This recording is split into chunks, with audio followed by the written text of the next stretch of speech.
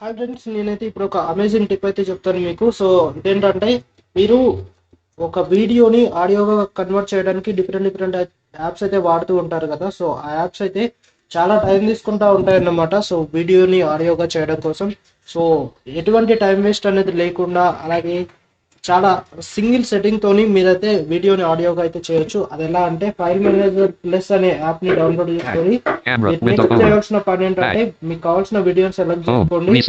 So నేను ఇప్పుడు app open చేస్తున్నా. Check background activity. Check back these absence. WhatsApp. Stop. Recorder. Stop. Done. Home. Search. More. Record. File manage. Advanced. File. Okay, File man. ఇక్కడ app open చేసిన More. Next Home. మీరు Movies. Navigate up. Recorder. Select.